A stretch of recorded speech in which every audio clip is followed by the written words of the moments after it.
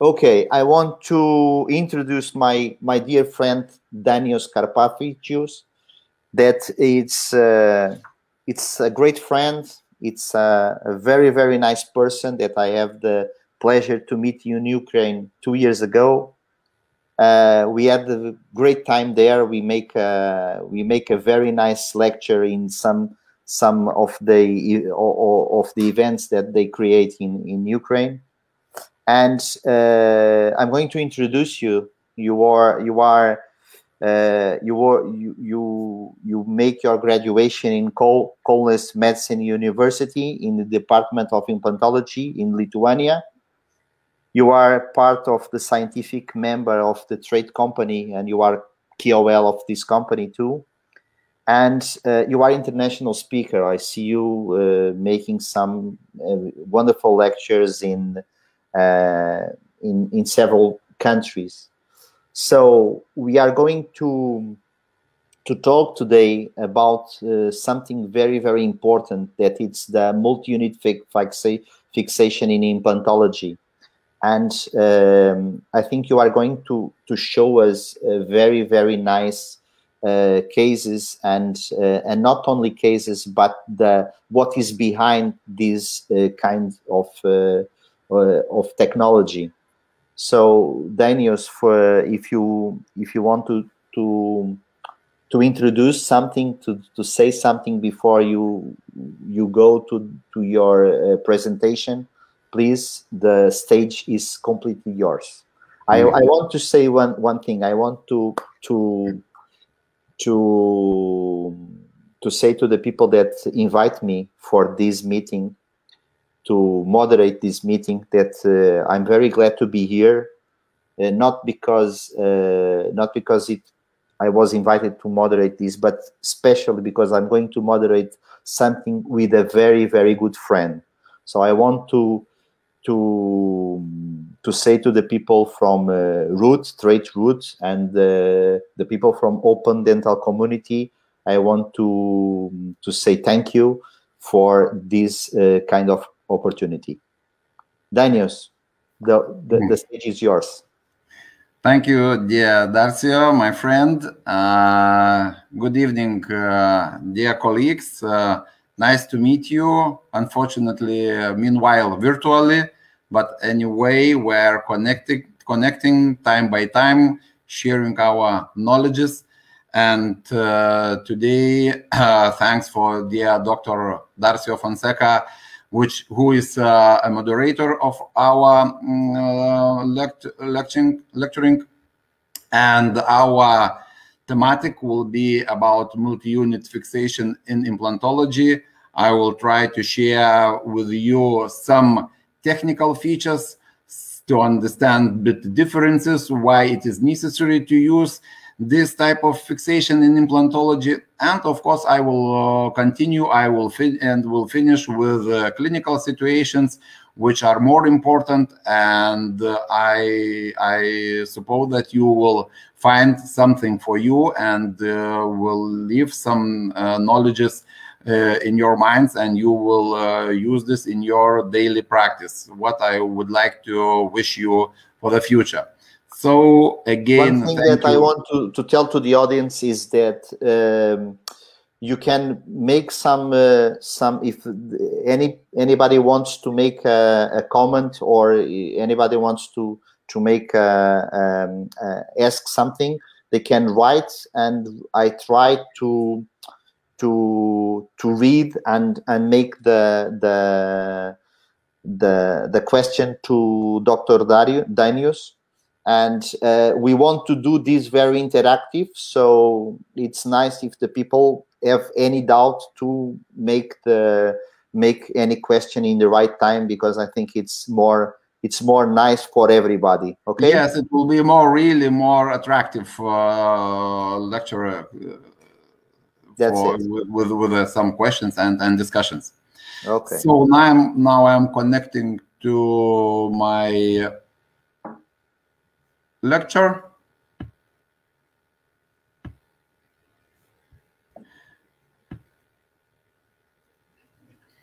So, as you can put it a little bigger?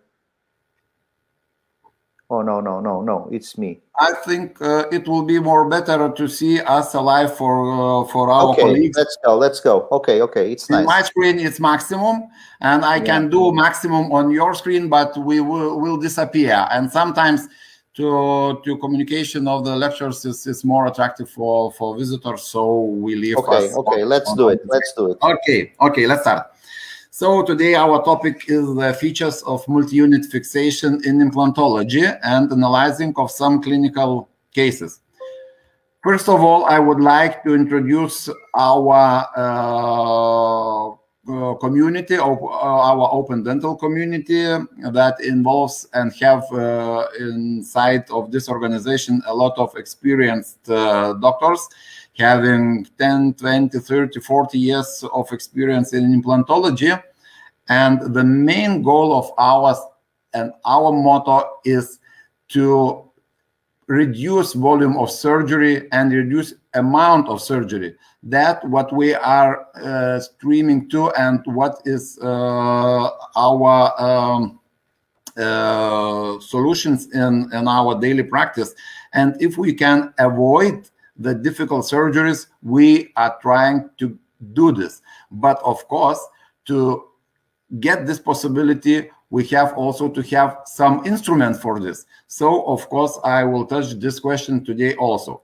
What is necessary and very important for this our solutions? First of all, good primary and stability of the implant between more or less 30-60 Newton centimeters. Of course, it is very, very important the shape, the geometry of the implant. So why we created all our implants with active geometry? Because this geometry will allow you to have quite often a good primer stability, no matter if it is a dense bone or sometimes also we have a spongious bone as well. Of course, drilling protocol is very, very important in this case. And I think might be a couple words. I can stop here because if we have here a lot of our users, for them to understand the protocol of our drilling, I will little bit open widely this screen.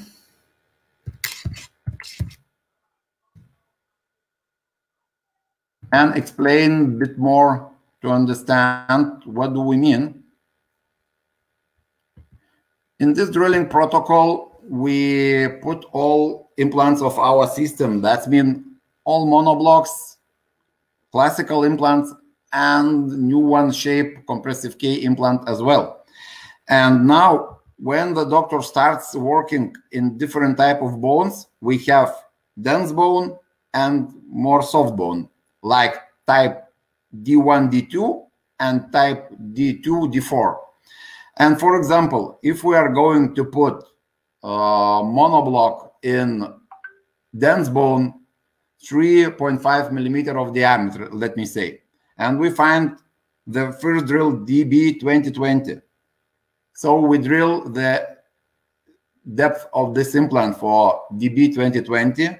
After it, we will see 2.0. We will use this drill, and after this drill, we find the information if it is necessary. So that means that after the drill 2.0, we can try to put our implant. If the implant goes too hard, we take it out, and then when we drill half of the depth of the alveolar with the drill 2.5, and then again we go with the implant.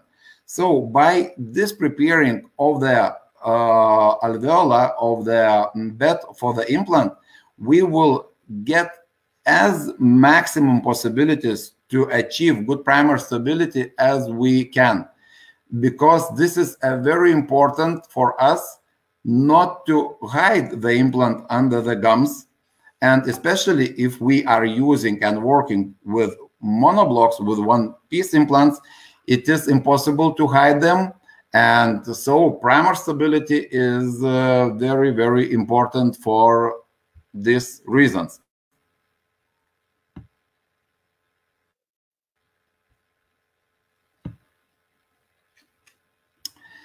So not only primer stability is important for minimalizing of surgery, the amount, the volume of the bone is also important, and we know that we have to have at least 1 millimeter of the bone around the implant.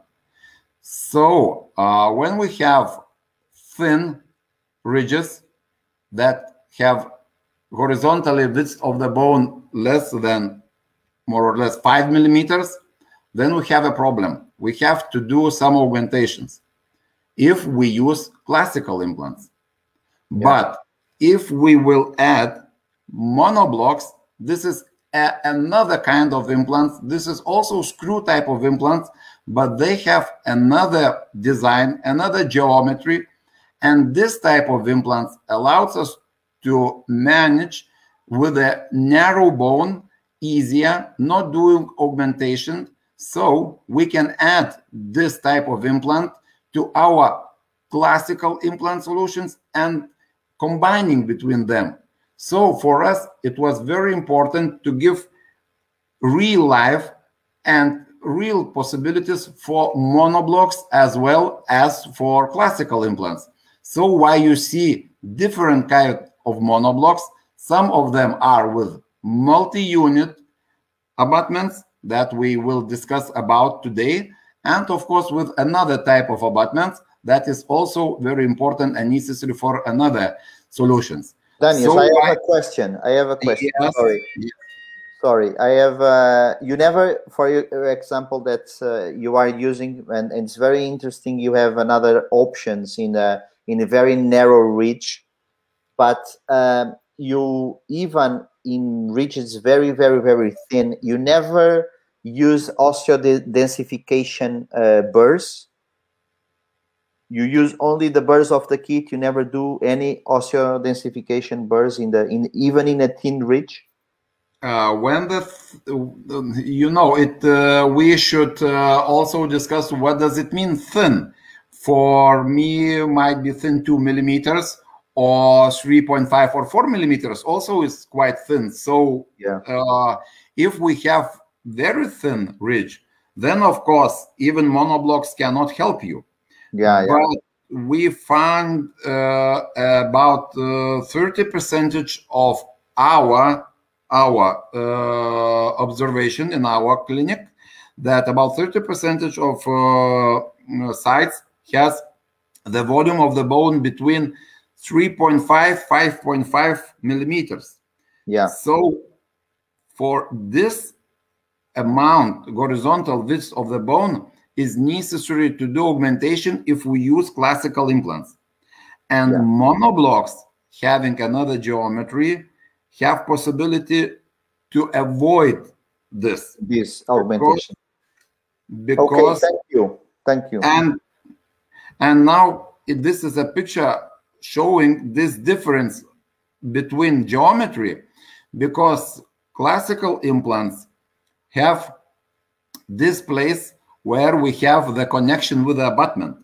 And of course, we have to have a gap for abutment, and the metal walls of the implant to be surrounded this abutment and not to deformate or to fracture in time of wearing the implant. Meanwhile, monoblock doesn't have detail in detail. It is one body implant. So why it is slimmer, and here we have a core of the implant which is slimmer comparing to classical implant, more or less about 1.5 millimeter. So here we can help us to cover the amount of the bones, as I told previously, between 3.5 5.5 millimeter of the bone, and while using monoblocks. because this part of the classical implants, when it goes into narrow bone, it either breaks the walls of the bone or fracture it. So here combining monoblocks helps us to avoid this. Another thing that I think it's important for the audience, it's and it's something, it's a concern with the monoblocks implants is you put the implants and but you have a torque, a maximum torque to put the implant, because you can make some angulations of the abutment part to put in the better position for the prosthetic part. But you know that in the old monoblocks, in the old one-piece implants, when you make so many strength, this is going to break. Mm-hmm. These implants can, what are the maximum torque or strength they can handle? It depends every time on the clinical situation, because when you have more dense bone and better primer stability, then it is a possibility to bend the implants. And if you have softer bone or more angulation, then it's more clever to use monoblocks with multi-unit abutments. Okay. Important. Very nice answer. Thank you. Yes. And as you see in the corner, this is the new shape of our new design of monoblock. And this ellipse form of the implant is with another philosophy, because here in this region where we have often a resorption of the bone, we left the as minimum of the metal as it is possible.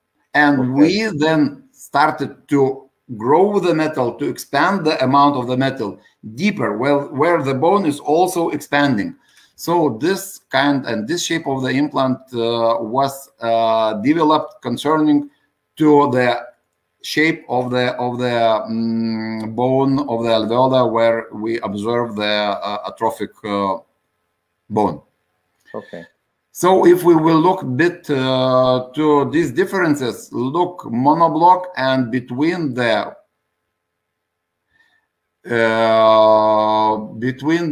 topics of the windings, we had a gap.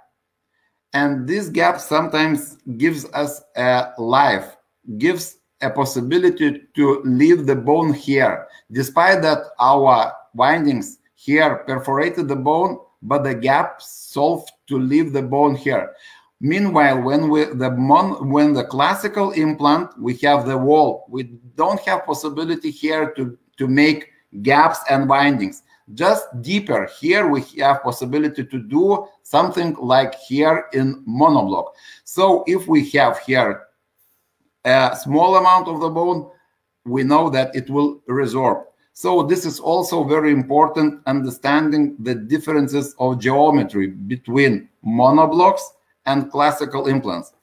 I started a bit to tell you about these differences because to understand why we also created monoblocks and gave for monoblocks a life and possibilities to involve them in our solutions, in our clinical usage. So here is also a tablet where we wanted to show you that, for example, if we will take, let me say, monoblocks 3.5 millimeter, it will be equal comparing to classical implant, more or less 2.1, 2.8 millimeter of diameter. That means if we will have classical implant 2.1, 2.8, more or less, it will be like monoblock 3.5. Okay.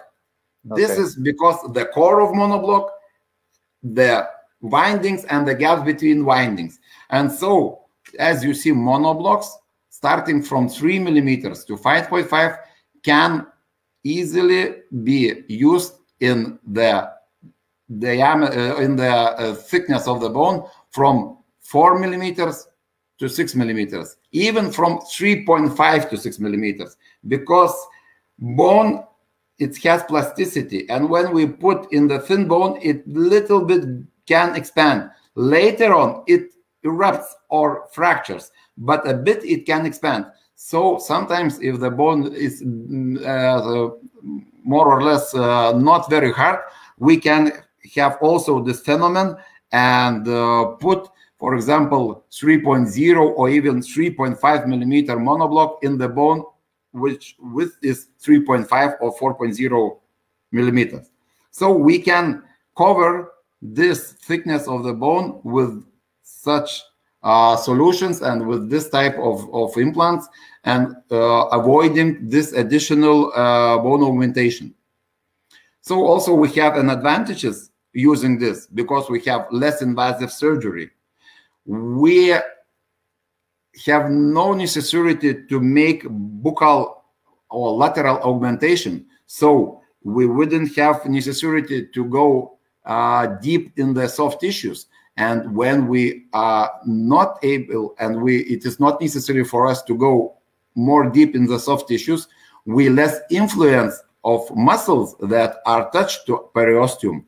So the healing is more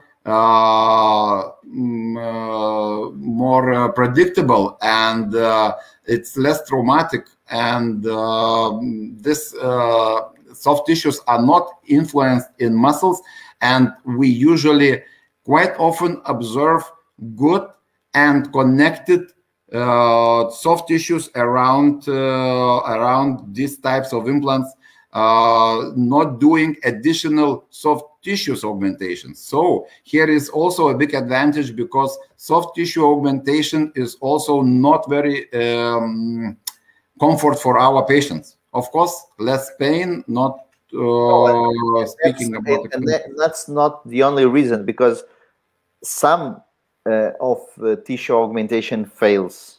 Even everything it's okay, you do the surgery for the soft tissue and it fails. So it's like you do 3 or 4 steps back in your surgery. So if you can avoid it, I think it's a better way.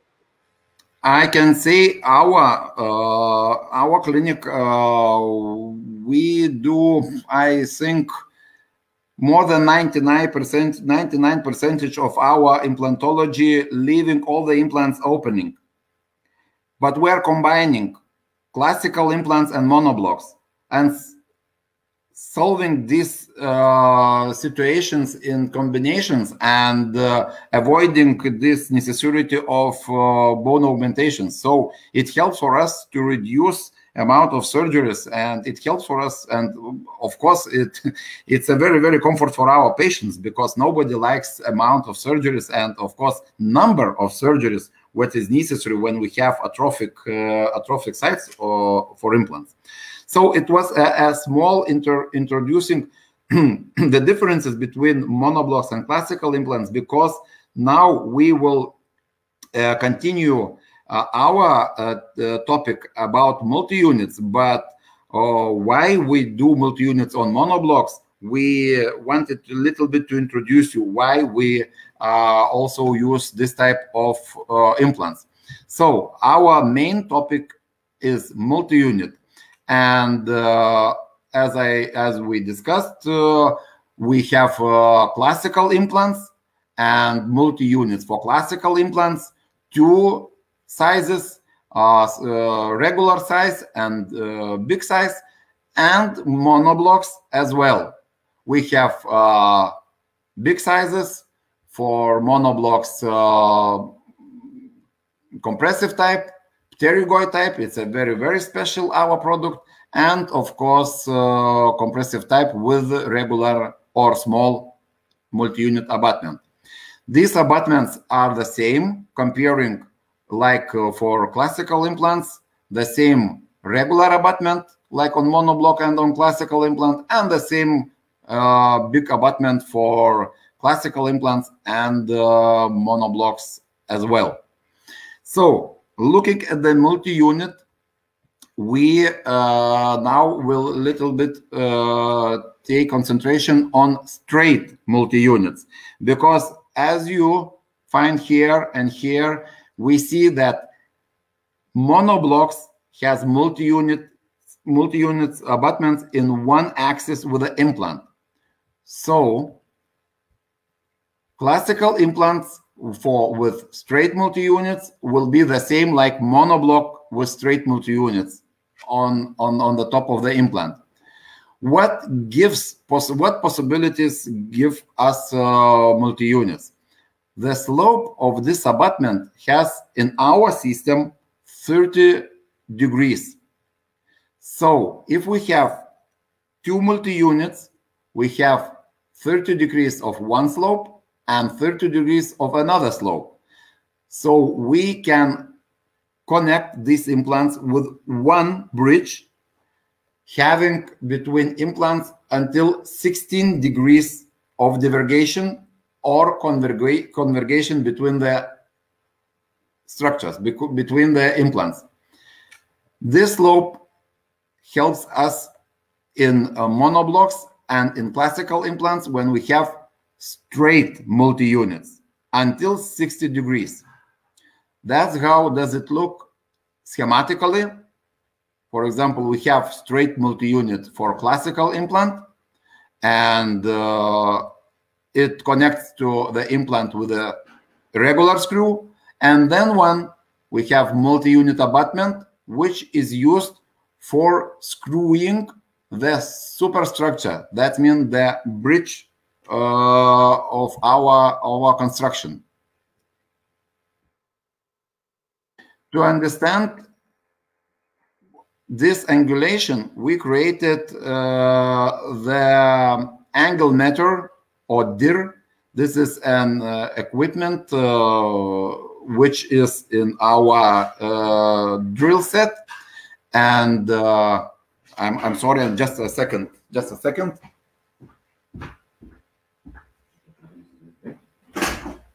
If anyone want to make some question, can write in the comments, okay? Dainius, sorry, yes. Before we go, we have here one question for Piotr Kruki about if these multi-units from Roott are compatible with iMetric. I don't know what. Sorry, can you? The multi-unit abutment from Roott company compatible with iMetric? What does it mean, iMetric? I don't know what is iMetric. I don't know if it's a brand or maybe he can might be our colleague asks, is it possible to use them playing with econometrics? I don't know. I didn't understand. It's iMetric. He say iMetric, but maybe he is hearing us, and he can write.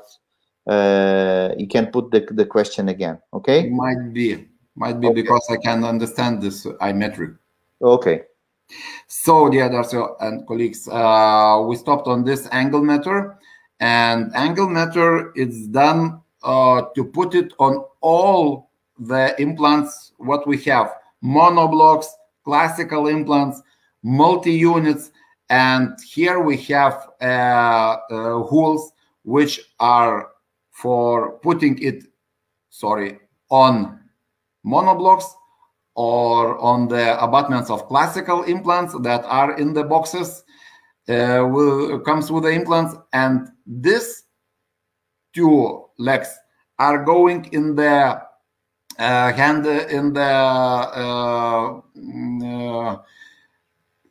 connector of multi-unit abutment, which comes with the implant in the box.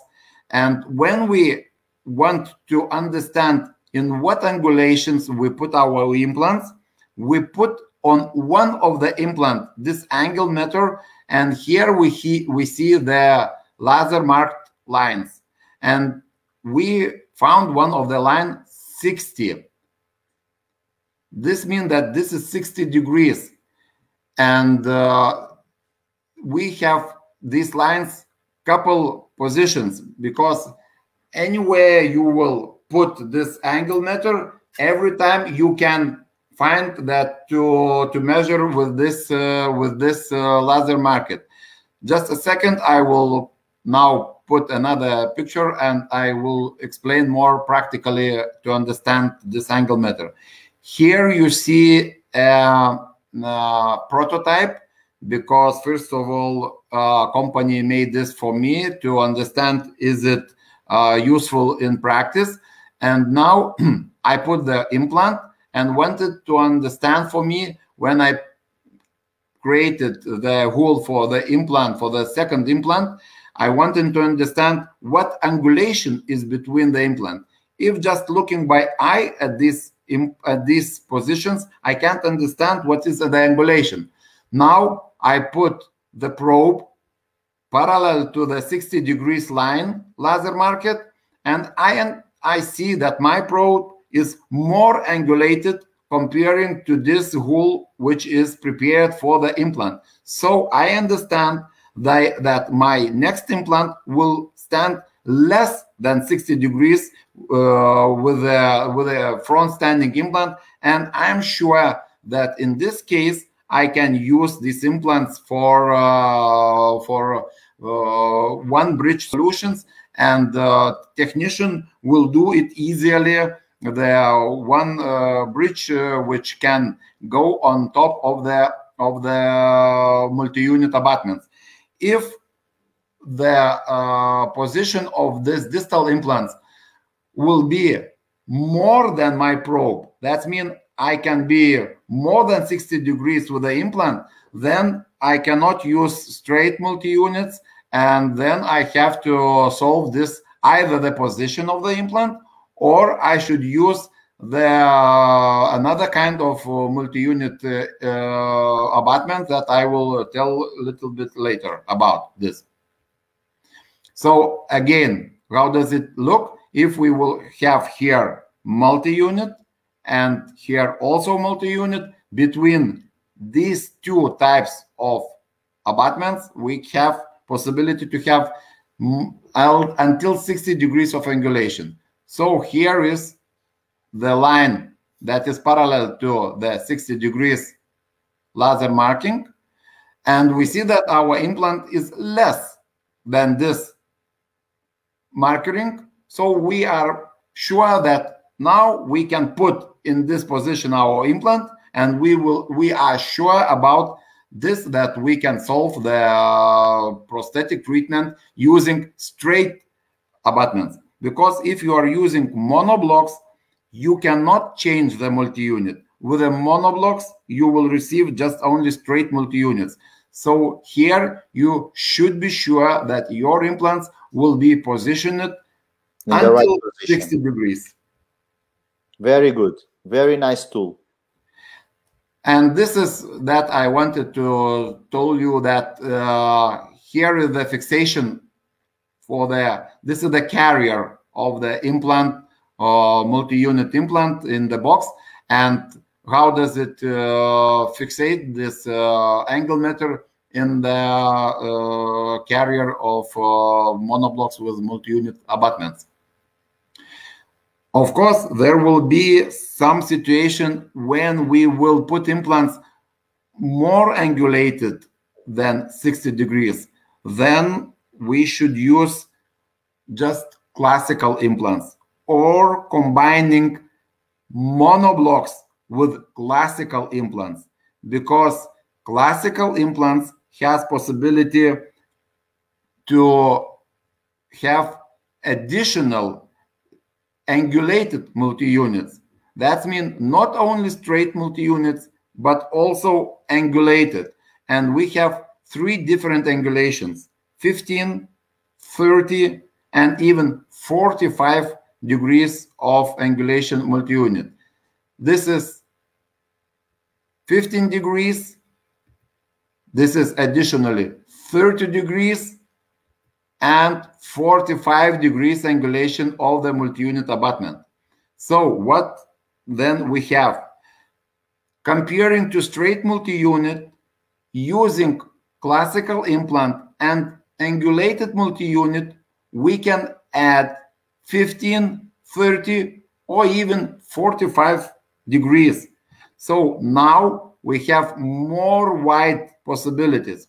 So again, if you are using just only monoblocks, when you have thin bones and don't want to do augmentation, and you are using monoblocks with multi-units, you cannot overcome 60 degrees.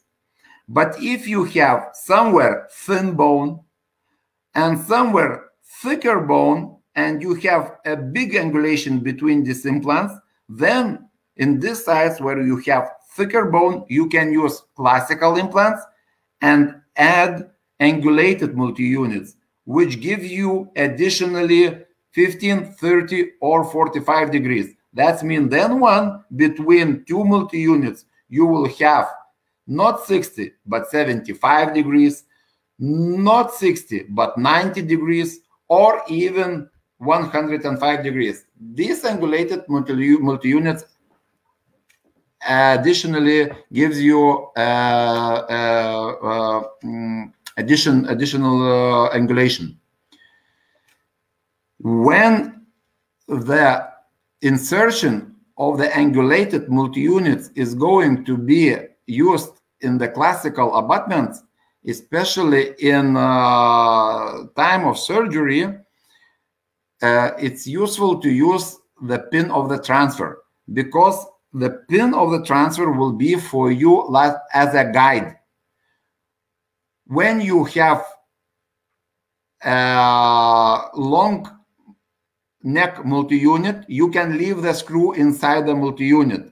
You can screw the pin until it connects firmly, put your angulated multi-unit into the classical implant, and then you will see the position of the transfer. This position will be as a flag, as an indicator where your occlusal screw will be, in what kind of position.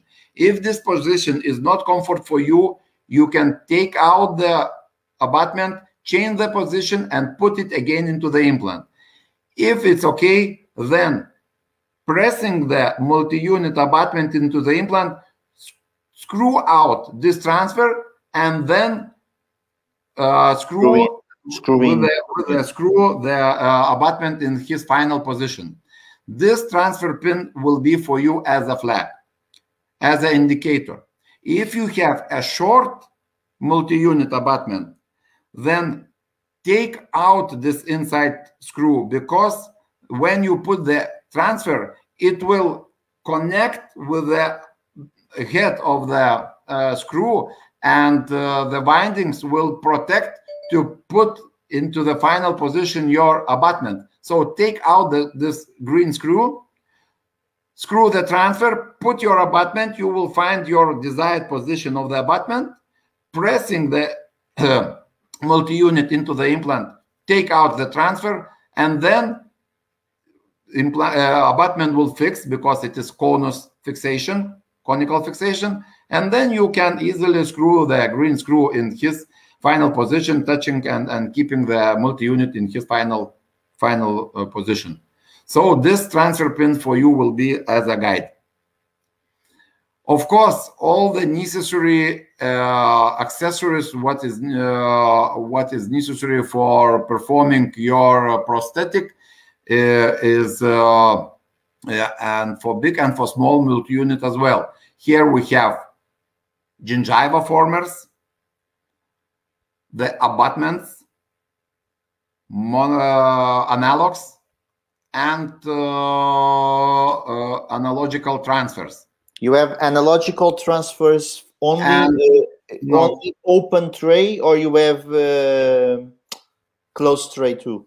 Yes, closed tray transfers are possible as well. They are in the system, and of course, digital transfers also are available for this kind of for this type of abutments.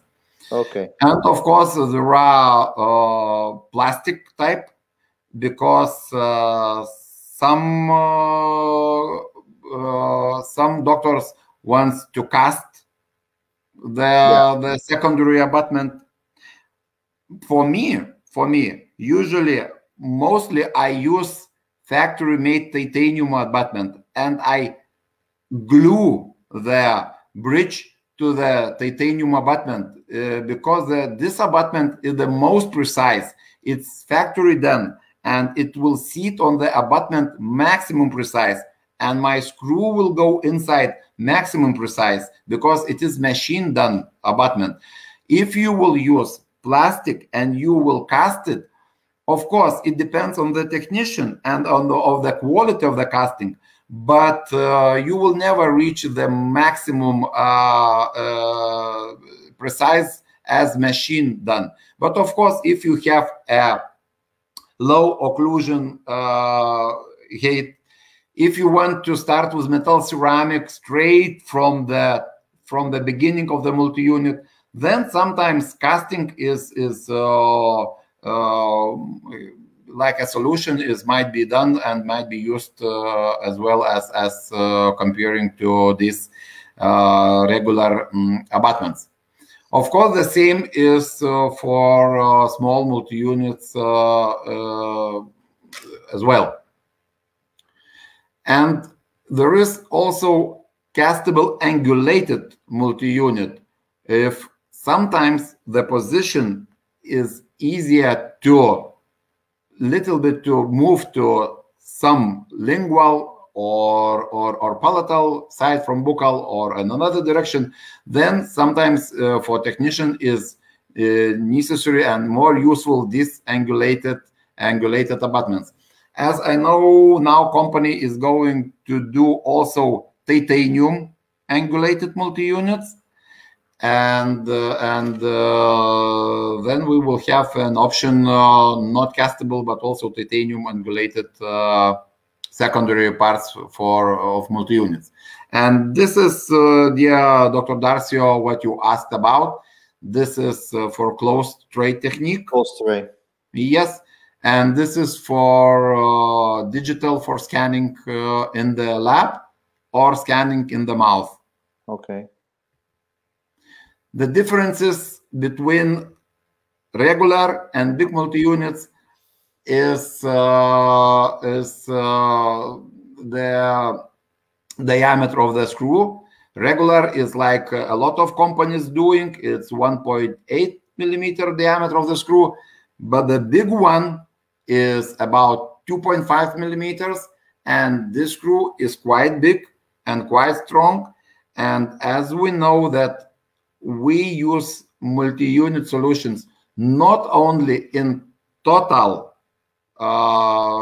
bridges, total solutions, quite often we use in one line prosthetic treatment. So here the resistance of the forces is more important. So we suggest to use bigger screw to overstand this chewing and biting forces. Small multi-units on monoblocks have two lines, 3.0 and 3.5 monoblocks. They comes in the blister with a green handle and with a titanium cap on top of it, which can be manipulated with an external case with a code ITE. But for more possibilities, you can also have the key ETMS that can be connected straight to the multi-unit, including the small multi-units for classical implants. So you have two possibilities, either to manipulate with this cap titanium and this case, or also additionally use this insertion tool for inserting implants and multi-units. This is a drawing of classical multi-unit, and this how does it look in the classical implants. So as you see, this type of multi-unit, small multi-unit, is inserting, it's screwing into the implant, not putting in the implant and screwing with a screw, but screwing into the implant, because there is no place to put screw here inside because of the dimension of this type of the multi-unit. And the connection and insertion torque should be about 20-25 Newton centimeters. The big multi-units for monoblocks has more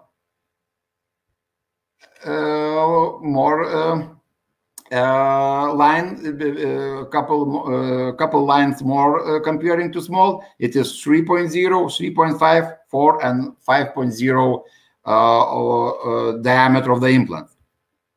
And this type of implants comes with shape of like this holder, and this holder is providing with these insertion tools, Syria ETHE or ETML.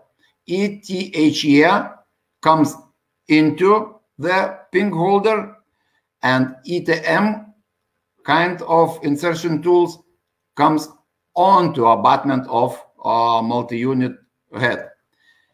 Just only for pterygoids, the most useful for pterygoid implants that also has big multi-unit type of abutment, the most useful is the handle, which has to have an additional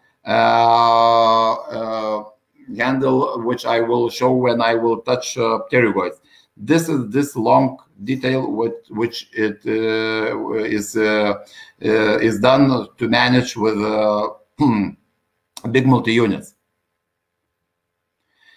A very, very important thing, when doctors are putting this type of implants, never ever do this through the soft tissues, because if you will go flapless, you will press with the abutment of the multi-unit the soft tissues, and then you will have an ischemia of soft tissues, the ischemia of the bone.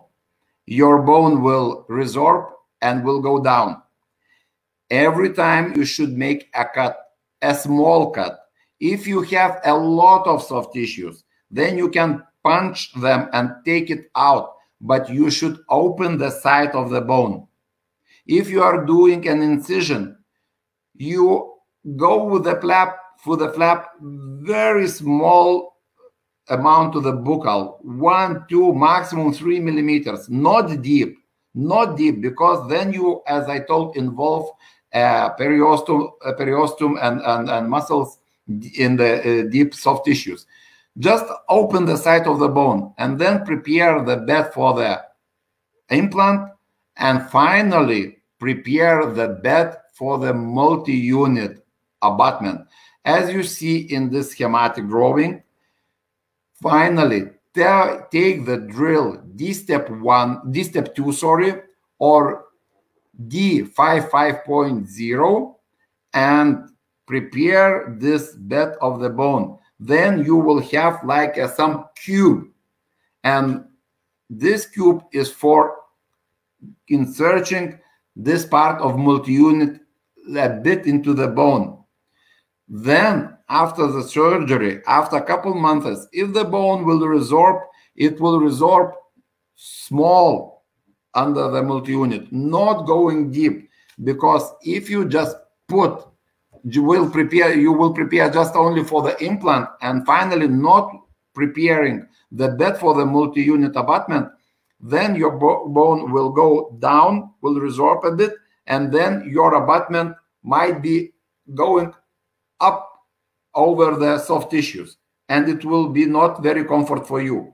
So my suggestion, especially in hard bone, prepare finally the bed for the multi-unit, and multi-unit abutment should be inserted more or less until the line where the connection becomes with the external accessories. So this will help you to have everything in the soft tissues and to have more nice and more comfort prosthetic treatment. In the upper, you see the preparation for conometric. Also, when we have this type of abutment, we have the trepan, and after insertion the implant into the bone, we go around releasing a bit the bone, and then we have a small space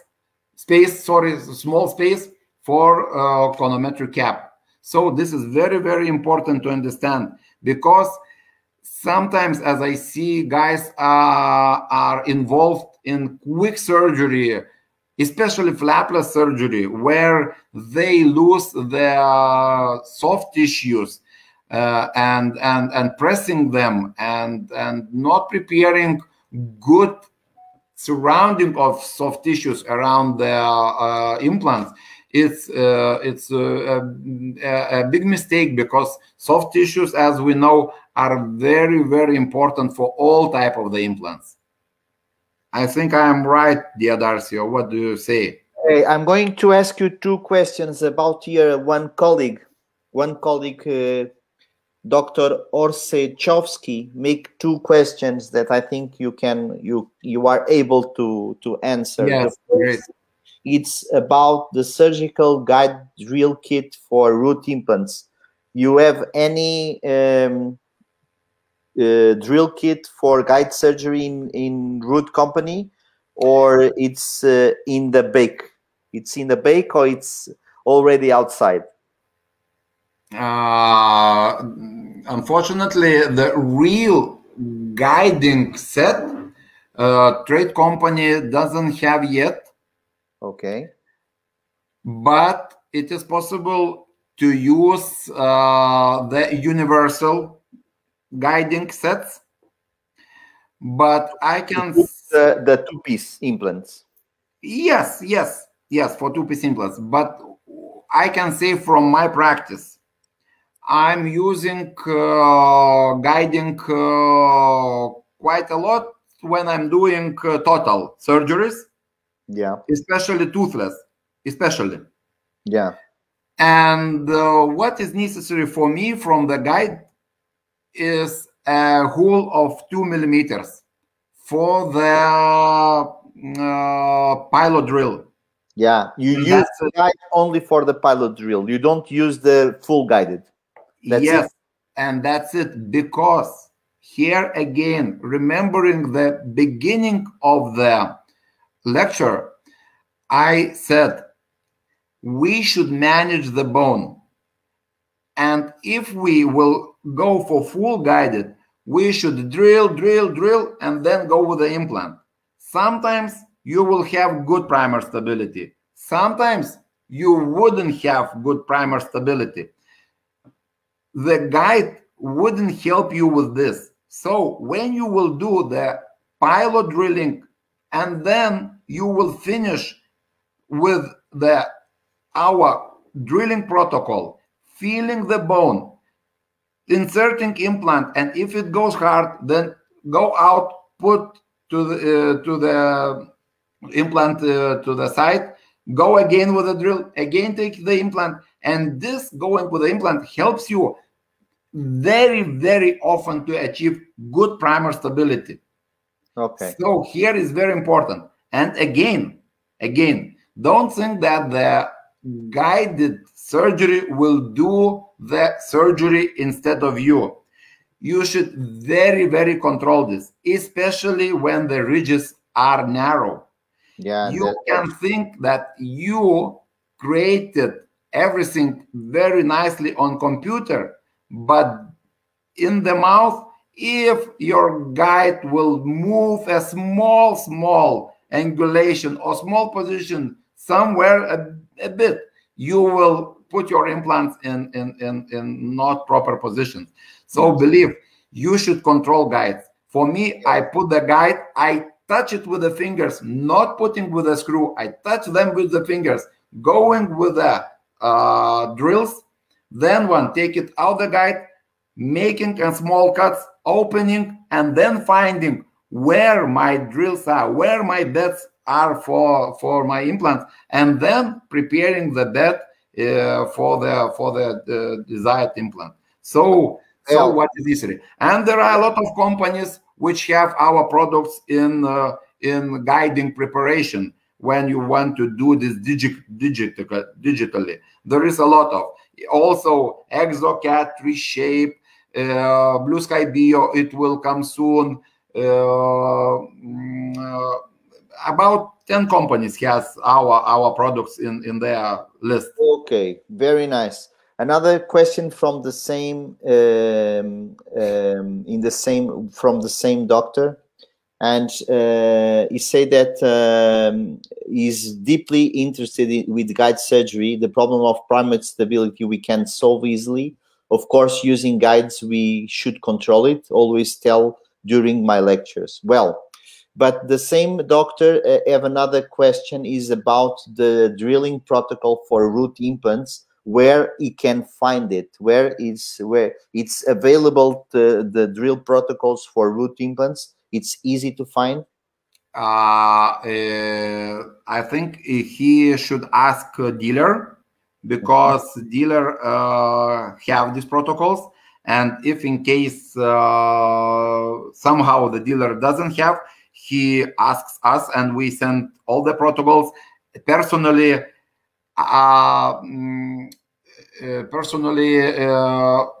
Informing how it to use, because now in this our presentation I don't want to stop so deeply to understand this, because of course in couple words it's not sometimes so quickly for everybody understanding how to use it. Yeah. But I'm a creator of this protocol, and I work with this protocol, and I can say, because I'm also a clinician with a lot of doing practice, and I can say that this helps a lot. This helps a lot. We, as I told, more than 99% of our surgeries are open healing. Okay. Another question from one doctor, a friend of mine from Portugal, Dr. Alexandre Rovisco, ask you, when you're using the D-step drill, you don't change the the depth of the preparation for multi-unit depending on the thickness of the soft tissue? I like to put the abutment, here. I like to put my abutments until the level of the bone. Okay. I'm leaving the neighboring standing bone on this level what it is, but the multi-unit or conometric goes until the level, and then I leave for the nature to go deeply as it is necessary for it. As thicker soft tissues we will have, as less it will go down. So yes, it doesn't influence on me. It will influence on nature. So more up, because you have enough soft tissue until the line of the abutment. That's it. Of course, if you have thick soft tissues, if you have not high level of the bone, then of course, it's better not to go very deep. Might be a bit, or to stop straight on the platform of the bone. For example, on Monday and on Tuesday, I had 2 operations totally mandible, and we had very soft bone in the posterior area, and we put the monoblocks with multi-unit abutments, perforating cortical bones, the occlusal cortical bone and lingual cortical bone, to have good primer stability. Anyway, the implant going just only in the soft bone will have very bad, very small primer stability. So I had about 8 millimeters or 10 millimeters the length of the implant. Of course, I left it. I didn't go deeply. Yeah. Because this is a smaller area. this is not important for me. And the most important for me was to give as maximum contact implant with the bone. Okay, another question, very fast, Daniel. Sorry, but the people are asking, and I think it's an opportunity to don't lose these questions. We have another colleague, Dr. Sandoyak, that ask you if the trephine you use for monoblock before chronometric fix, it's something special, or it's from Roott, or is a normal trephine? It's a normal trephine, or is something? No, it's normal trephine. Okay. If you use old-fashioned abutments, that means compressive C implants, the thickness of the abutment in the bottom is 3.4 millimeters. So trephine 3.5, 4.5, inner 3.5, outside diameter 4.5. Or the trephine 4.0, 5.0 is useful. So every time you will manage bone around the bed of around the abutment of the implant. Another question, quick question. This is a tricky question for you, because I know that you are the expert in pterygoid implants. Dr. Koshna is asking if it's any possibility to use compressive or Basel implant instead of pterygoid implant at posterior maxilla. I think that there the best is compressive 4.0, 4.5, 5.5. This not 3.0, 3.5. And Basel, I'm not experienced in Basel implants, but I think the Basel will be 4.0, 4.5, but not thicker. Okay. I thank you. You can go on. Go forward. So we stopped here at this unique product. This is a pterygoid implant, very lovely implant, very interesting region with a very good and let me say unexpected possibilities. We have a lot of different solutions and a lot of jobs using this pterygoid area and gathering a lot of information. And thanks for our president of Open Dental Community, dear Dr. Henry Diederich. He even made a magazine journal considering these pterygoid implants, and we are going might be to make a book even for these implants, because this is interesting area and it's helpful. Not always it's necessary to understand this area. It's necessary to understand what you're expecting and what you are going to achieve. But this is very, very interesting additional solution in implantology. So these are pterygoids, and we have two lines of pterygoids, 3.5 and 4.5 diameter. And as you see, the length starts from 16 until 26 millimeters. My mostly desired and mostly useful is 4.5, but also sometimes if the tuber has less amount of the bone, 3.5 also I use as well. So these implants also have big multi-unit implant abutments, and just only one tool which is necessary for bed preparation for these implants.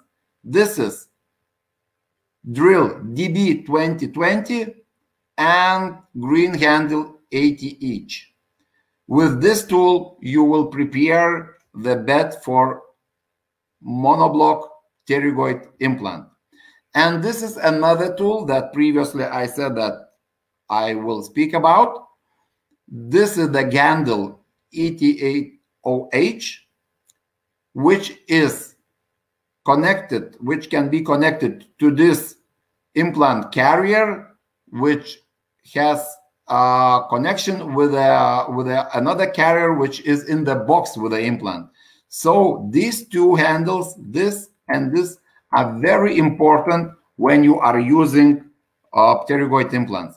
And one suggestion for our colleagues: when you have this equipment, this handle, make a small cut, minus cut with a disc, like I try to show you here with a disc, because in time of insertion of the pterygoid, sometimes connection between metal to metal can be very firm. You can achieve some firm connection, because when you are putting, you are making some movements, and these movements can involve the strict connection between these two holders.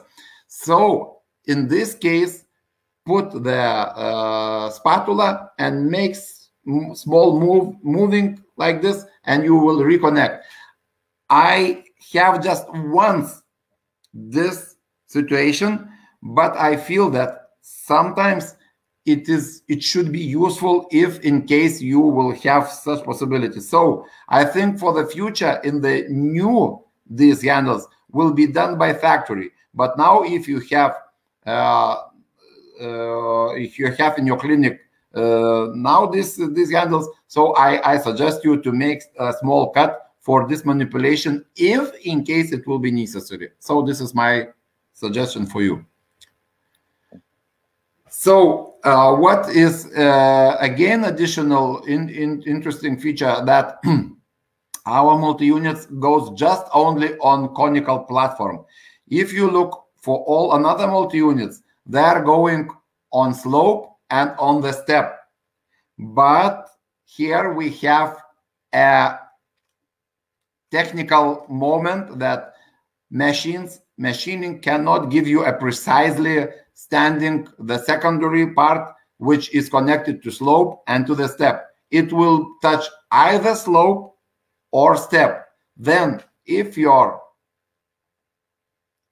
superstructure will touch the step, then this will be the space between abutment and superstructure, and in time of chewing forces, you will receive this micro movement. Of course, for total bridges, it's not important, but for one-line bridges that are more common, not total, but one-line bridges, they are more often in our clinical daily practice. So it's very important not to have this micro movements. So having just only con slope, not having a step. The step is on the secondary accessory, on the abutment. Then we can produce the maximum precise touching the secondary abutment with a multi-unit abutment, giving just only slope, not giving a step on the multi-unit. These differences you can find comparing to another multi-units from another companies. And of course, gingiva formers. For gingiva formers, I suggested for company to look possibilities if we will have possibility to do the modification of gingiva former, to have possibility to put gingiva former and to put transfer on it, having possibility to take the impression straight from the gingiva former. Why sometimes it is useful? Because when you are doing the one-day surgery and making impression for temporaries, then putting gingiva former, suturing soft tissues around it, then when preparing for taking the impression, you again take out the gingiva former, then the soft tissues, they are released. To collapse. Yes, they collapse, and it's not so easy to find again to put transfer. Again, after the impression, you take out transfer, again finding the bed for your gingiva former to put back. So I asked in the company to look possibility. Might be technically, it's not so easy technically to do this, but might be we will find the solution. And I think it would be a very great additional feature for gingiva formers to make possibility to take impressions straight from gingiva formers. It's in time of surgery, it's very, very sometimes important. And of course, the same gingiva formers for small multi-units. And today, small multi-units has the line of small of gingiva formers has also like locators. Yeah, that means 2-in-1, gingiva former and locator. And as I know, it's going on that we have the same on big gingiva formers for big multi-units. Also, sometimes to use them as for removable procedures. And if in the future you want to make fixed bridges, you can take out the gingiva formers and use another abutments that are related to dedicated to fixed bridges.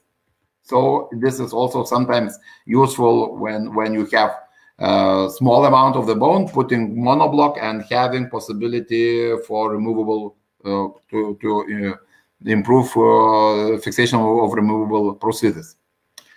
So now we should go through clinical situations, and I think it will might be more interesting because these technical features and technical questions is important to know, to understand what you are doing, why you are doing, how to do. But without clinical cases, it will be very, very empty and very not so interesting. So here we have situation with atrophied bone in molar area. We, of course, in classical way, we have to do sinus augmentation and doing some kind of another type of prosthetic solution. Here we did it very easily without any sinus augmentation. We put 2 implants in premolar zone, and we put 1 pterygoid easily in time of 10-15 minutes in pterygoid area. And again, as I told previously, we have to understand what is the angulation between our implants. Of course, here we have classical implants. Here we have possibilities to add different solutions, even if it will be necessary angulated multi-units. But in this clinical situation, looking at here, we have quite parallel classical implants, and we see not a very big angulation between them and pterygoid. So we looked, might be we will use classical implants, abutments, or even conometric, or multi-unit. If we will use classical abutments in classical implants, then in one bridge with pterygoid implant, which has multi-unit abutment, we have to have until 35 degrees angulation, because classical abutments or conometric gives us possibility just only 5 degrees of angulation between implants, and multi-unit gives us 30 degrees, as I told previously. So between this type and multi-unit will be 35 degrees. If we have more than 35, we should use multi-unit, and we have possibility to go until 60 degrees. And when we look at our bridge, we find that here are classical abutments and here is multi-unit abutment. So that means that between these front implants, which were quite parallel, we have just only a couple degrees of divergence, or might be they were very parallel, and pterygoid has less than 35 degrees between front implants. So we use classical fixation, classical abutments in classical implants in the front, and multi-unit by default on pterygoid implant. So here is the mouth. Look at the soft tissues again around the abutment and the bridge. Of course, in the pterygoid area, you should look if the patient is not very sensitive and has not warming problems, then one is better might be to do not zirconia but metal ceramic, and there to make small abutment on pterygoid, because there the tongue is going, and if the patient is very sensitive, you have some comments from the patient. I just have one time in a lot of cases using pterygoids, but I also want to inform you that you should look at if this patient is not very sensitive for having bigger abutments here, because if you will do zirconia, then you will have to have more material to be more resistible for fracturing. And so the bridge in the mouth, very easy procedure, surgery, good primer stability at once. As you see here, we had a temporary at once. Might be sometimes temporaries should be just only for aesthetic reasons, not for chewing, because of course never make a risk, especially for one line solutions, to make full occlusal temporaries, because you never know if the patient is quite strong chewing forces has, then you can have mobility of the implant and you can lose the implants. So if in case is necessary for aesthetic reason, the temporaries, do it with 20, 40 or 80 microns out of occlusion, or if it is possible 1 millimeter is even better. I have here two questions. Okay, yes, let's do it. It's from Dr. Amza, that regarding pterygoid, it's enough to engage only the thin head in the pterygomaxillary pillar, or it's better to engage the bigger threads too? You know,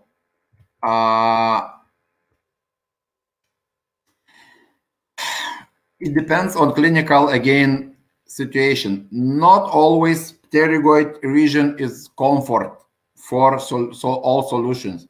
You should examine, and if you find that the wings of processus pterygoideus, the medial wing is quite good, quite strong, has enough material, and the tuber is not very atrophied, then of course you put the implant as maximum bone you can achieve as it will be better. For me, usually I use the length of the implant about 18 or 20 millimeters. It's in my practice. And of course we have in pterygoid 2/3 of these widened wings, threads, and narrow threads, it will be about 1/3 of the length. So this hybrid form of the pterygoid is necessary for this narrow point of the implant to go to cut and to inclinate the plates of the cortical plates of the bone, and after it it pulls the wider windings of the implant, and these windings also are cutting these plates and engaging in them. So I cannot say that every time they will be in the soft tuber or in the plates. It will be every time depending. Every time it will depend on every clinical situation. But usually when the beginning is of the pterygoid, we put, it seems, goes softly, and then on firmly, and then you feel that you are going and cutting into the plates. It's not so might be easy to retell everything via virtual speaking about this, retelling this, but when we have some meetings, some practices, we trying to show on models, on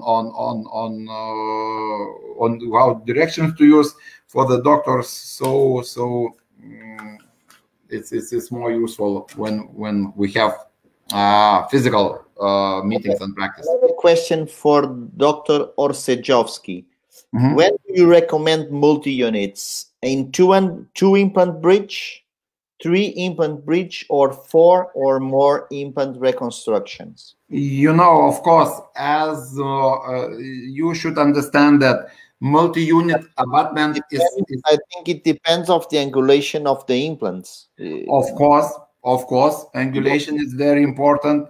And the length of the implant, the antagonists are very opposite standing toothes are very important.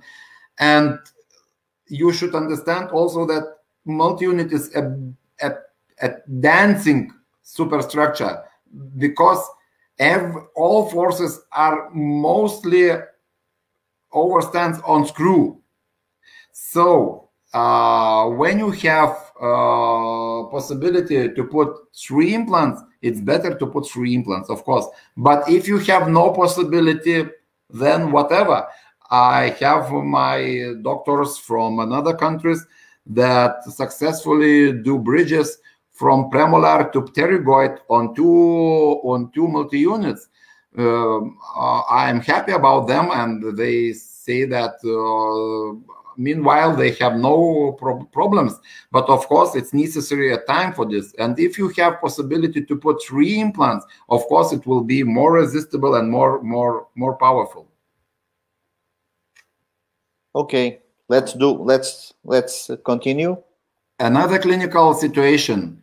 We had a narrow bone in premolar area, and we used a monoblock with the possibility a bit to bend the abutment. Here we see a small curve of the bending, and putting the conometric on the top of the abutment. And in molar area, we find that the vertical dimensions of the bone is 4.5 millimeter. It's not enough for us. Either we have to go for close sinus lifting. So we found that we have thick palatal bone. So very easily we used monoblock with multi-unit, because then when an angulation went to the buccal side, when we put this implant, and we put easily in couple seconds without any bone augmentation the implant in this direction, having good primer stability, because it cuts and touches a couple plates, strong cortical plates, because the cortical plates are the best what can give the bone for inclination when we have softer bone. And after a couple months waiting, we started with prosthetic treatment. We have nice healed soft tissues. Here they are in the mouth, and look what again nice and soft tissues, and the abutment of the monoblock is deep in the soft tissues. We made a bridge This is econometric that is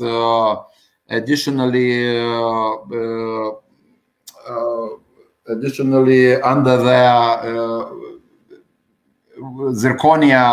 zirconia cap. It's done by, it's customized by myself because I use this in time of healing, giving for soft tissues the best. Zirconia is small better than titanium, so we do the hybrid econometric, that is titanium factory made econometrics coated with lab made zirconia caps. They are glued to the titanium, and then I have most connection of soft tissues to the zirconia, and titanium and the glue, the cement, allows me to put on the econometric this hybrid titanium zirconia cap, because if it will be just on the zirconia, it will erupt. The conus will fracture the zirconia. So why it's hybrid? It's factory made titanium econometric cap, and on top of it we glued the lab made zirconia caps, and we use them like a gingiva formers, or sometimes like an abutments for temporaries, which are made from acrylic, metal acrylic. So the bridge, as you see in the econometric area, we don't have a hole because it's not necessary to screw it, and we have one hole for screw for multi-unit. We have angulation between these abutments less than 35 degrees, so everything is in the mouth, clean, without any cement, with the possibility to reconnect whenever it is necessary for us, and we have quite normal, quite good looking bridge. Nothing difference between classical our solutions. And we solved surgery very, very easily using the palatal, thicker palatal side. Another clinical situation, this is an old superior style implants. We used this type of implants from 1981. My department of implantology, where I was working previously, started implantology in 1981 and has almost 40 years of experience. And I worked in this department about 20 years. So we used a lot of different types of implants. We have an experience of another kind also. So here we have an old superior style, which is not useful for bridges, but can be used just like a single tooth. After, I don't know, I can't remember, might be 15 or 20 years of usage, we left the superior style implant separately, and we put two implants in the premolar area. We have less than 35 divergation between implants, and we used classical abutment and multi-unit abutment as well. Of course, you can use two multi-unit abutments. Well, also, it's a decision, but classical abutments is a bit smaller. If you use zirconia, it's a bit better sometimes for you for aesthetical points of view. Classical abutment is more resistible comparing to multi-units, so it helps for multi-units to overstand when we have just only two components of abutments. So of course this is also like a solution. As I told, this angle methods also helps us to understand what kind of abutments we can use in our clinical solutions. And this is the bridge in final position or in the mouth. Another clinical situation that is very interesting, because the lady lost the bridge here in the front area, and we had to move the roots. She asked us to put at once the temporaries, because she cannot be without. And look here, we have quite big root. So that means that for good primer stability of the implant, we are not very sure. Here the bone is quite narrow. Here, two big roots that will leave for us empty space. Again, for primer stability is not so easy to achieve in this side. Here we have a small amount of the bone, and here we have a quite strong and strong standing opposites bridge. Yes. So we looked first of all at the pterygoid area. It seems very nice, very hard, real, a lot of nice plates. But look at the second couple millimeters in front. We found that we have a gap. It's not common. It's quite rarely, but sometimes it appears. A gap between plates. That means that our pterygoid implant somewhere will be not in the bone. So again, this lower standing opposite tooth, this bridge, is for us dangerous. And we thought might be we can find somewhere in the molar area, not only in pterygoid area. And yes, here we found that we have a not a very comfort, but a bit thicker palatal plate, and it's about 10 millimeters. So we also use this side. Then when we went forward, look what big roots are here. Here we have just only 4.5 millimeter the width of the bone, and here we have the root in front with a very, very thin plate of the bone. And thanks to our friend, to our moderator, Dr. Darcio, this is his very useful manipulation, his very useful technique to leave the small plate of the root in the buccal area of the bone. That helps to avoid collapse and the resorption of the thin plate of the buccal bone. Am I right, dear Darcio? Yes, you are completely right. The socket shield or PET surgery can be very, very useful in these cases. I'm a big fan from this technique. I started doing in 2010. It's 11 years placing implants with the socket shield technique, and I really believe in this technique, like I know that you believe in pterygoid implants. So we are in the same mood, but in different techniques. So we use this, and we have this kind of solution. So we had implants here, one implant standing near the sinus wall, angulated. Then it had possibility to overcome these empty sites of extracted roots, having the connection with the bone deeply where the bone is fresh. And of course,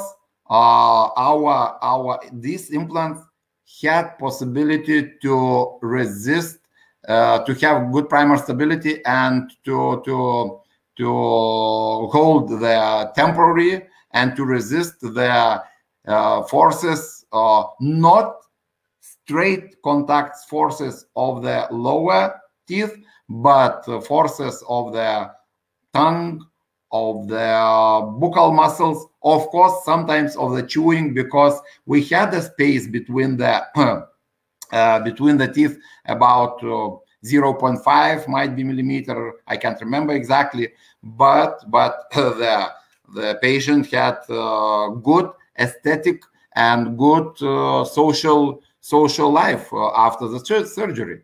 and we avoided sinus lift here because it was not necessary. If we put just only these 3 implants, we had the possibility to stop here. But when we put pterygoid and additional this implant, we can solve all the line of the teeth until the end of the mouth. Very nice surgery. So this is after a couple months the final bridge. This is zirconia, but we have a long bridge, and when the bridge is going on the curve, we sometimes are afraid of the possibility of zirconia to fracture. So we started some might be more than 1 year. We started to use gluing, doing the bridge from couple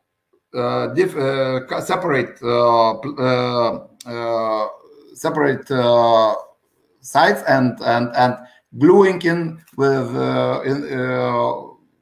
the glues with a cement in one bridge. So this is like this. We have 2 abutment in front area, classical abutments, when zirconia is sensitive for metal to be as thin as it is possible. And of course, we want the bridge to be with the possibility to reconnect it whenever it will be necessary in the future. We have the connection between these 2 parts of the bridges, and we have 3 multi-units here, and one of multi-units, as you see here, is angulated. Here by default we have 2 straight multi-units. Here we have 1 angulated, and here we have 2 straight abutments, classical abutments. So between these abutments, multi-unit and classical, we had possibility angulation until 35 degrees, and between multi-units 60 degrees. But here will be less than it's necessary. So multi-units, these multi-units almost parallel, or multi-units of monoblocks almost parallel to front standing tooth, and these classical implants in the middle has possibility to use angulated multi-unit, and also we solved easily the angulation between these accessories, between these abutments. So we gave for the front thinner classical abutments, not multi-units that are a bit thicker, and solved the color questions.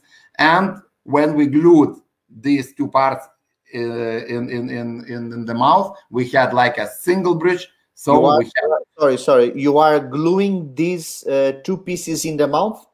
Yes, Darcio, because we ask me if we are gluing in the mouth or in lab, and I thought it was in the lab, but no, now I know that it's in mouth.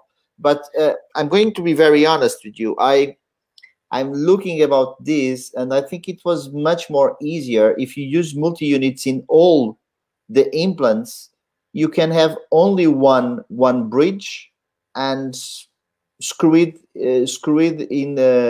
in 5 multi-units. I think it's here is not a question. It could be 1 bridge. Okay. The connection between them is not related to multi-unit and classical abutments.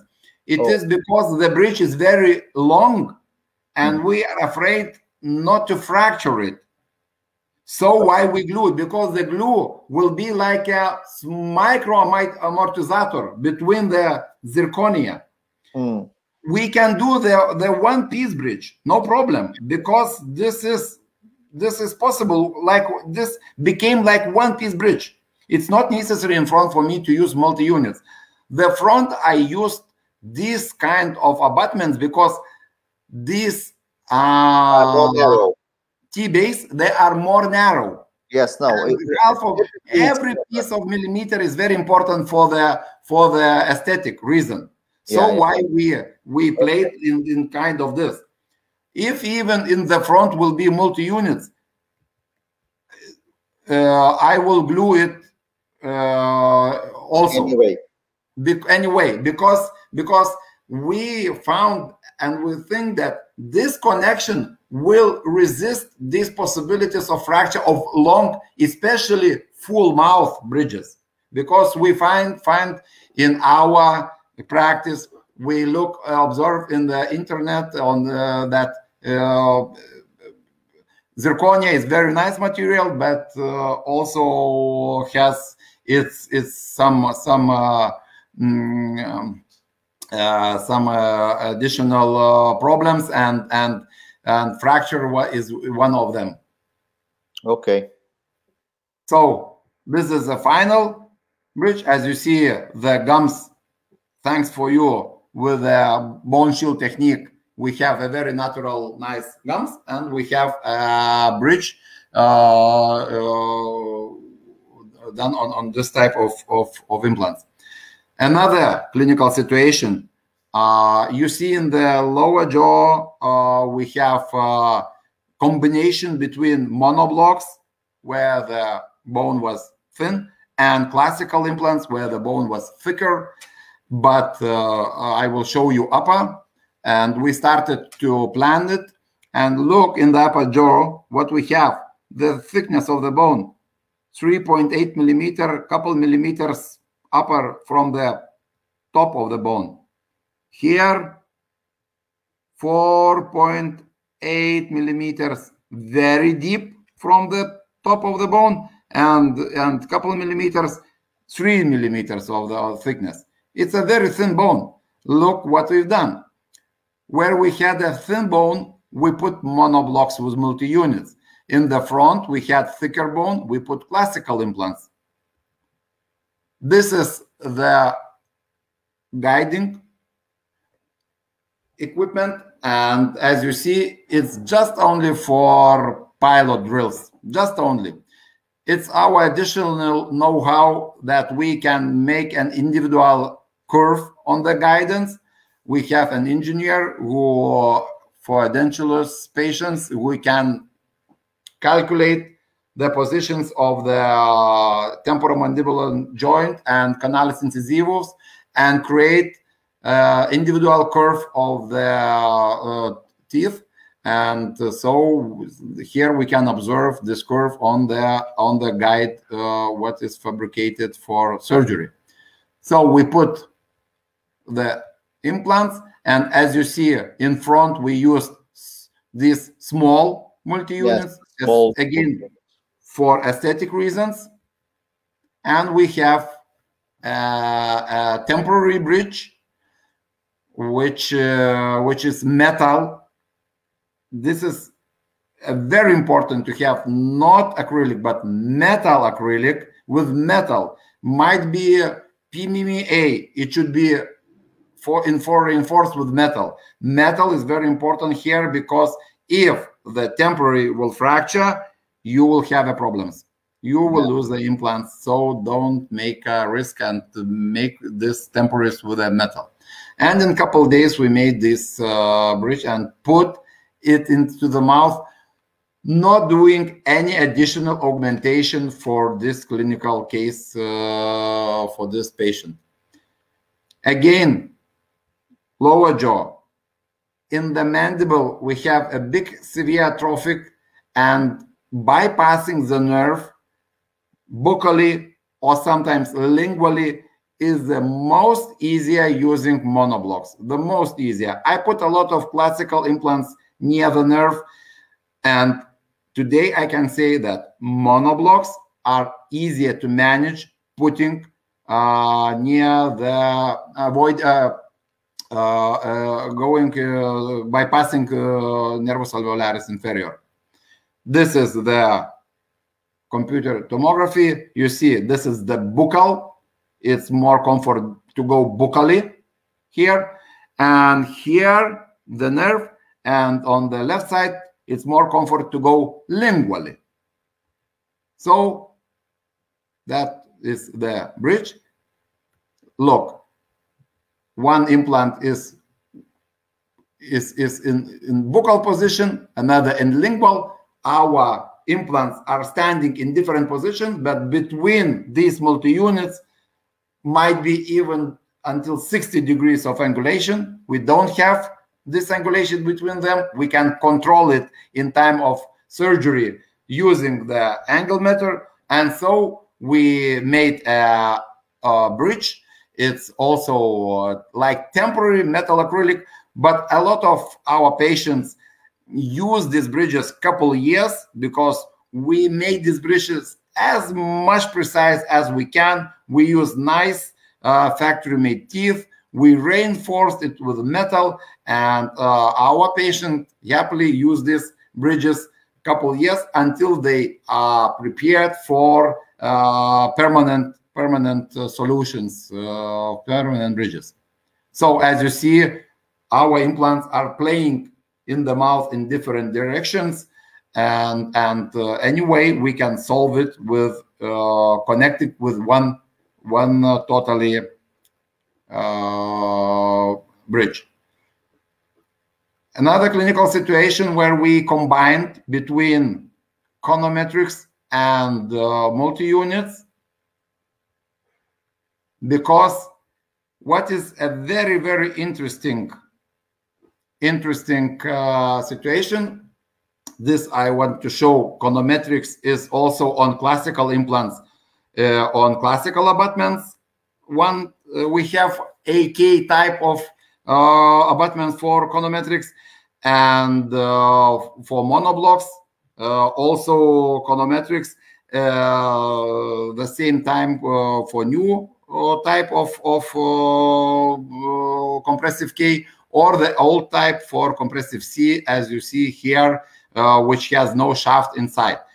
And here we see the guiding, but the most important guiding is removable prosthesis. And if the patient before surgery has removable, this is the best and very important guiding for you, because it will show you where your implants and where your abutments are in time of insertion. And here we put 4 implants using conometrics and 2 implants with multi-unit solutions. The impression in time of surgery. And here what we have, we put here classical implants because we had thicker bone and we had possibility to put angulated multi-units if it was necessary.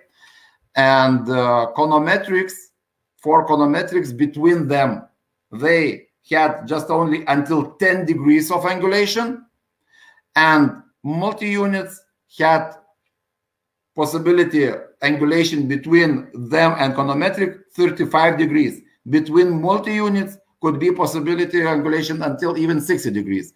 But when we put angulated multi-unit, we solve it very easily. And then this is the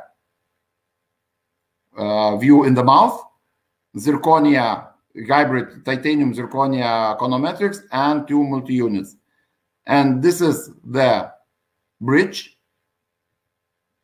and this is in the bridge, again temporary bridge, titanium zirconia conometrics, and here we have 2 multi-units. What is the phenomenon of using conometrics, especially in the front area? When we use monoblocks in front area, we can bend them. And when we put monoblock and we bend our abutment to desired vestibular position, we have the possibility to give to our patient a quite thin prosthetic in the front. When you put just only classical implant or monoblock with straight multi-unit, you will be depending on the position of the bone, and then your prosthesis will start from the position where the bone will put your implant. But when you will have possibility to bend it the abutment to your desired position and to put conometrics, then you will win 1, 2, 3, sometimes millimeters of the thickness of the prosthesis. Believe me, it is very important for the patients because they feel this region quite sensitive. And if we previously had with multi-units thicker prosthesis, so nowadays using conometrics in the front area and having possibilities to bend implants. Implants with multi-units are not for bending. Implants with straight abutments, monoblocks, they are for bending, and then one using for conometrics is possible. So we have quite often quite thin front area, no matter if it is atrophied bones. This is a bad solution. I wanted also to show you because technician took wrong abutments. He had to took full titanium abutments and to stop with this composite material on the level of the soft tissues. And here he took wrong kind of abutments, multi-unit, and put the composite into the soft tissues. And soft tissues mostly are friendly for zirconia, for titanium, but are not very friendly for acrylic, not very friendly for composite as well. So here, if the technique had to choose titanium, all titanium abutment and leaving in the soft tissues titanium, it has to be better. I put it just only to you to show the wrong choice of the dental technician. Again, when you are preparing for digital, it's very important your removable prosthesis, which will be scanned, because this will be your guidance for your guiding in time of surgery. And I remember you again that we had our components in Blue Sky plan, in implantation. For me, implantation is very nice software, quite useful and very comfort. So there you can find Blue Sky Bio. It will be in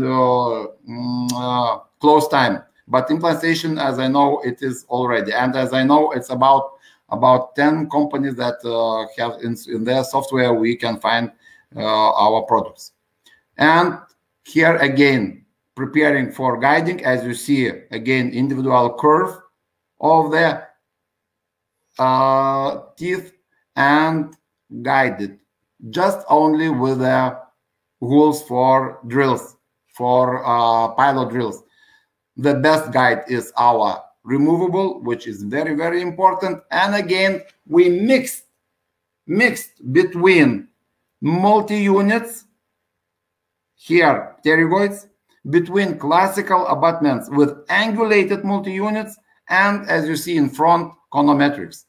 Front will be more thin if I will use this solution, if I will have possibility a bit to bend implants in the front, and having possibility here to put classical implant and angulated multi-unit, I can solve the necessity of angulation between implants, conometrics and multi-units, and multi-units between them as well. Look at the thickness of the bone, 4.1 millimeter. The position of the abutment. Now we position it more comfort for us. This is a frame for our temporaries. How does it look technically when we do temporaries? This is metal, is very, as I told, important. And so we have 4 multi-units and 2 conometrics in front of the bridge. And here we see the temporary again, and mixed 4 multi-units and 2 conometrics in front, giving the possibility to have as slim front area as it is possible. Look at this. So here is the solution, another solution with multi-units. Compare thickness when we have multi-units, and this is the permanent of another clinical situation, zirconia, and the thickness here. As I say, when we use in front implants which can be a bit bended, it's easier to manage with the thickness. Of course, if you have a lot of bone, no problem. You can put your implant in your desired position. But when you have thin bone and the bone provides your position of the implant, then sometimes abutments are standing in very uncomfortable position. So sometimes here bending is very, very useful. And again, the temporaries which patient had in the mouth about 3 or more years. This is the conometrics with multi-units in one piece. And again, permanent bridge, which we divided in 3 parts, gluing on the curve zirconia in one bridge. Now you see the one bridge. Previously, it was 3 parts. And then we glue. Of course, this might be done in lab. Of course, I like to glue everything in the mouth because I understand that in the mouth, I have the most final position comparing what we have on the stone. So my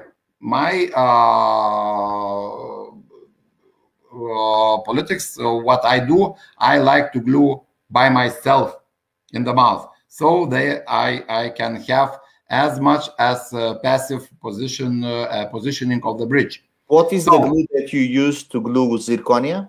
This is the resin cements what are dedicated to zirconia. For example, we use a lot of G-sealing case or Ivoclar Multilink or another. It's just resin cements for zirconia. So here we have the connections who for this big bridge are like a micro amortizators protecting the possibilities to break the bridge. Because if it will be one piece of zirconia, every time I'm afraid that it can fracture because of our plasticity of our body and of the rigidity of the zirconia. So again, the view in the mouth, as you see, one part glued and then all the bridge in the mouth. And the last our clinical case, very interesting.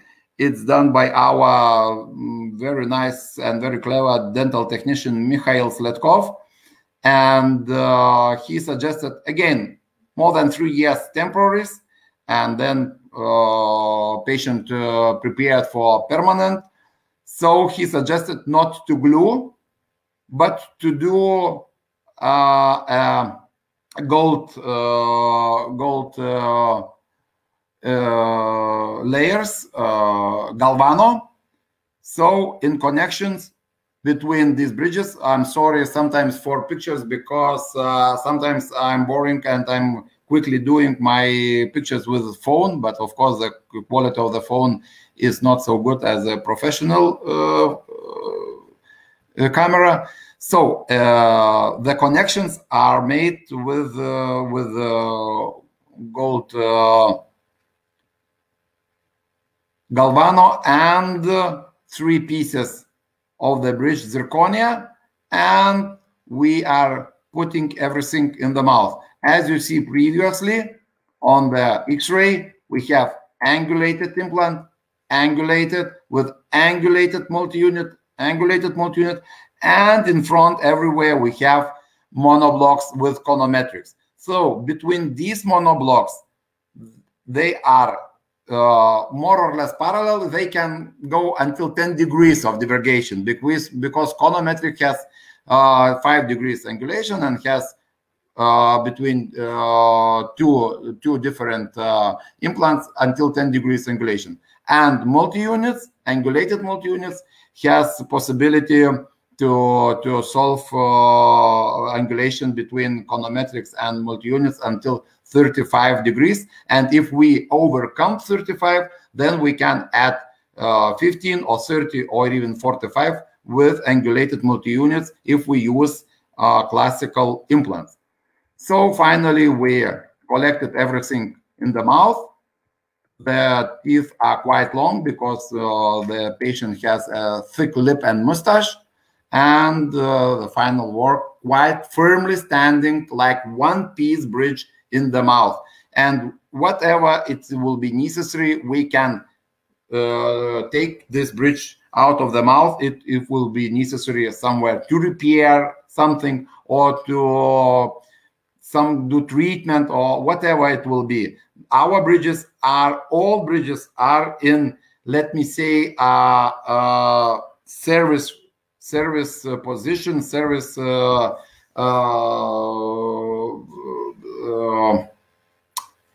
mode, because you never know when will be necessary to take the bridge out.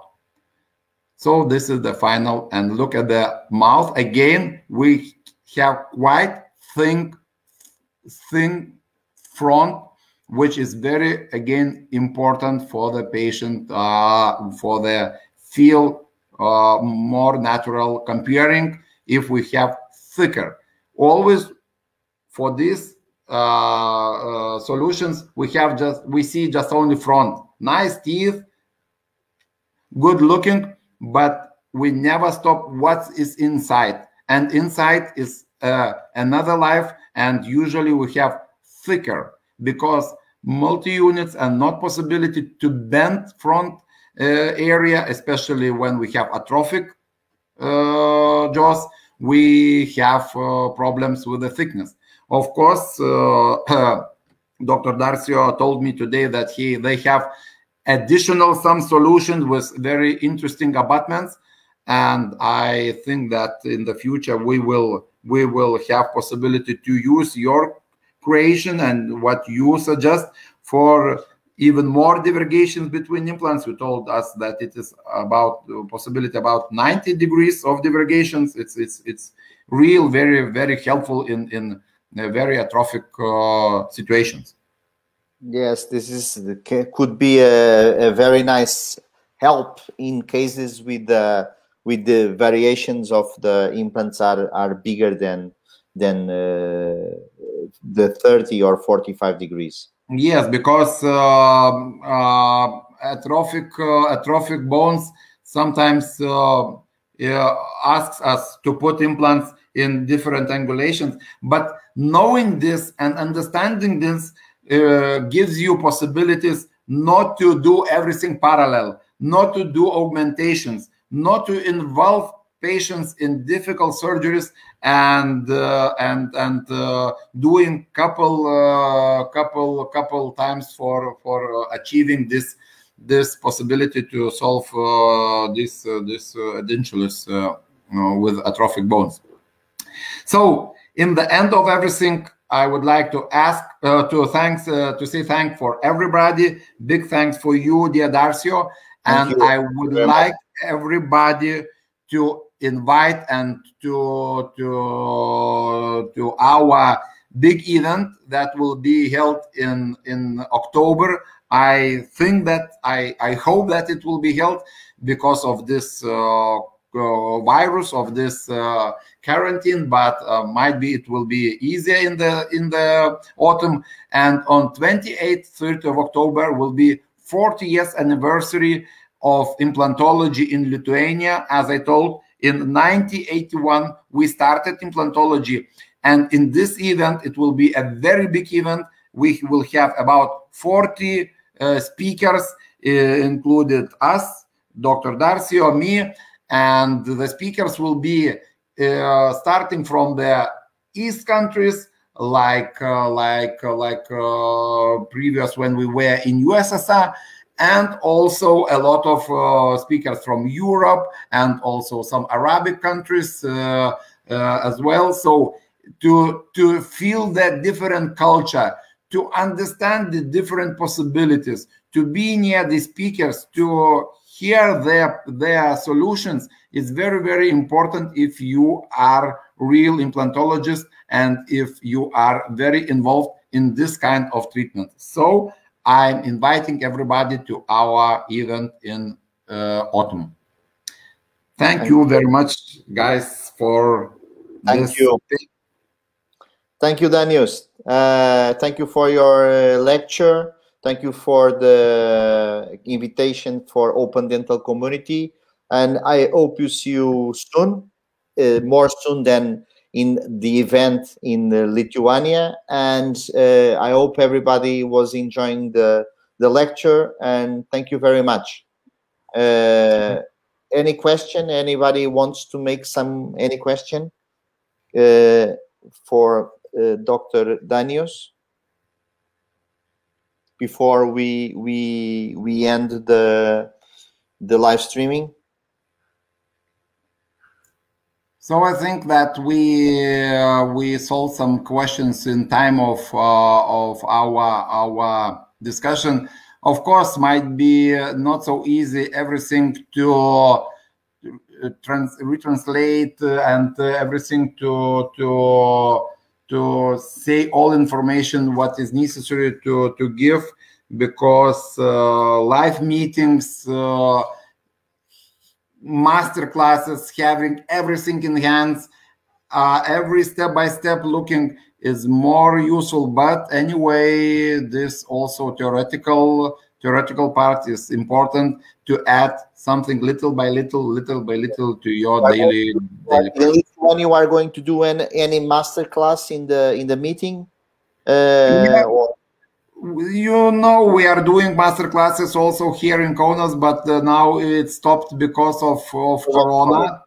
Yes, yeah. Of COVID. But of course, we are meeting in different congresses. We are meeting in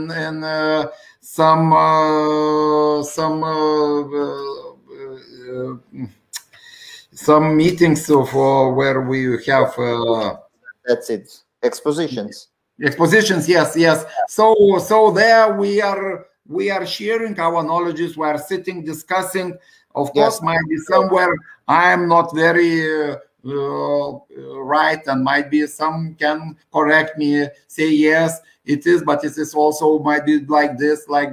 Everybody has some ways. I would like to invite everybody to the masterclass that I'm going to give in the Lithuania Congress. I'm going to do a masterclass with the PET technique, with the partial extraction therapy technique.